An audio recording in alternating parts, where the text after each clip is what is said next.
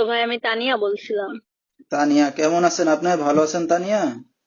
আলহামদুলিল্লাহ ভালো আছি। মাশাল্লাহ, ভালো আছেন। তানিয়া, কোথা থেকে বলতেছেন? আপনার দেশের বাড়ি কোথায়? মনে করেন আমি বলছি ঢাকা গাউসিয়া থেকে বলছিলাম। আচ্ছা, কোথায় থাকেন এখন আপনি বর্তমানে? এখন বর্তমান ঢাকায় থাকি, বুঝছেন। আচ্ছা, তো আপনার দেশের বাড়ি কি ঢাকা গাউসিয়াতে? না না না, মনে করেন দেশের বাড়ি মনে করেন নাটোর, বুঝছেন, আর ঢাকা গাউসিয়া থাকি। আচ্ছা, কে কে আছে আপনার ফ্যামিলিতে তানিয়া? ফ্যামিলিতে বলতে মনে করেন আব্বু আরেক জায়গায় বিয়ে করছে, বুঝছেন, আম্মু মারা গেছে।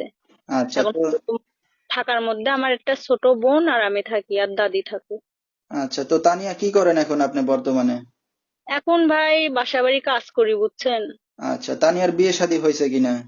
না না, বিয়ে শাদী হয় নাই এখনো। ভবিষ্যতে মনে করেন একটা মনের মানুষ যে মনে করেন পাশে দাঁড়াইবে, সহযোগিতা করবে, এমন একটা মনের মানুষ যে যৌতুক ছাড়া আমাকে বিয়ে করবে, আচ্ছা। এরকম একটা মানুষ চাই, মনের মানুষ। আচ্ছা, তো যৌতুক ছাড়া এখন যদি কেউ আপনাকে বিয়ে শাদী করতে চায়, রাজি হবেন আপনি?